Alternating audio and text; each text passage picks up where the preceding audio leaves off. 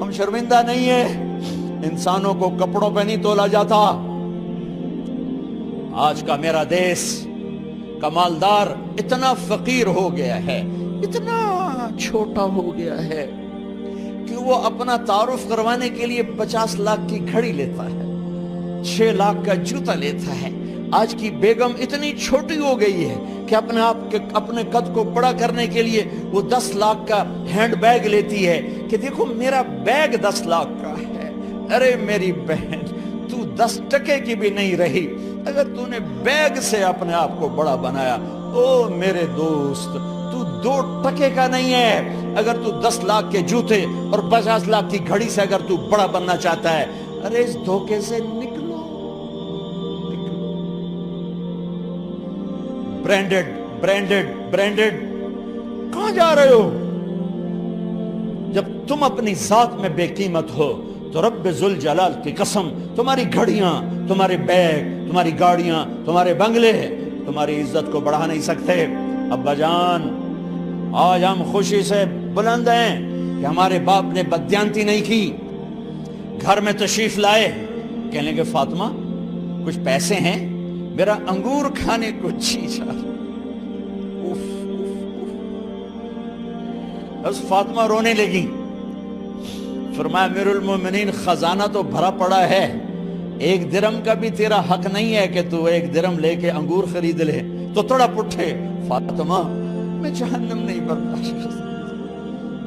وہ میرے بھائیوں جو دن رات سود میں پھنس چکے ہو، جو دن رات جوے شراب میں پھنس چکے ہو، کیسے اللہ کے سامنے سرخرو ہو کر کھڑے ہو گئے؟ ایک رات گھر میں تشریف لائے، بچیاں، بیٹیاں، منہ پہ ہاتھ، کپڑا رکھا، دوپٹہ رکھا منہ پہ، اور بات کریں۔ آپ نے پوچھا ارے کیا ہوا تمہیں، یہ منہ پہ کپڑا کیوں رکھتے ہو؟ تو خاموش ہو گئی، لیکن گھر کی خادمہ رو پڑی۔ کہا امیر المومنین، آج آپ کی بیٹیوں نے کچا پیاز توڑ کے اس سے روٹی کھائی، سالن کھائی، اور میرے آج کا تاجر کہتا ہے جھوٹ نہ بولوں تو کاروبار کیسے، میرا افسر کہتا ہے رشوت نہ لوں تو گزارا کیسے کروں۔ تو عمر بن عبدالعزیز پھس پہ ہچکیوں کے ساتھ روئے کہ میری بچیوں، میں تمہیں بڑے اچھے کھانے کھلا سکتا ہوں پر میں جہنم کی آگ برداشت نہیں کر سکتا۔ بھائیو، اس بندے نے اپنے آپ کو ذبح کر دی، اللہ کو راضی کرنے کے لیے ذبح کر دی، اپنی ذات کو، اپنے جذبات کو، اپنے احساسات کو۔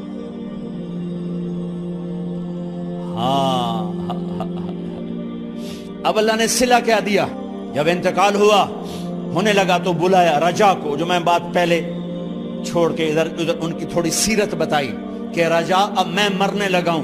عبد الملک کالا ہو گیا تھا، ولید کالا ہو گیا تھا، سلیمان کالا ہو گیا تھا۔ یہ کیوں کالے ہوئے تھے؟ یہ بے نمازی نہیں تھے، بدکاری نہیں کرتے تھے، کسی کی طرف ان کی میلی آنکھ نہیں اٹھی کبھی۔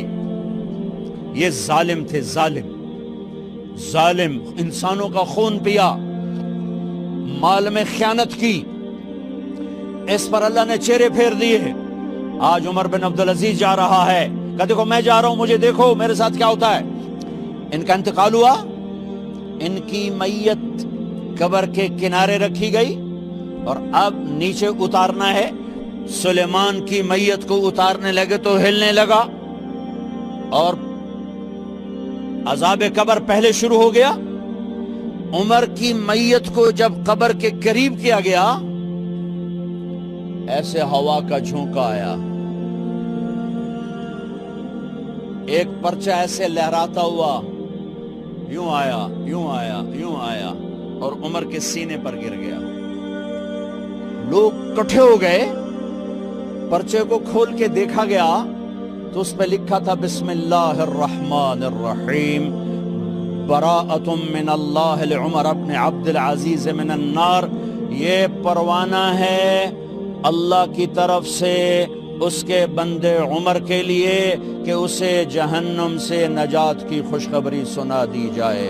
آہا، مرنا ہو تو یوں مرو، اللہ ایسی موت دے دے. کہتے ہیں پھر میں نے ان کو قبر میں اتارا. جب قبر میں اتارا تو کیا دیکھا؟ میں نے کفن کی گرہ کھولی تو چہرہ قبلے کی طرف، اور یوں لگا جیسے 14ویں رات کا چاند قبر میں اتر آیا ہو. اور آخری بات کرتا ہوں، میرے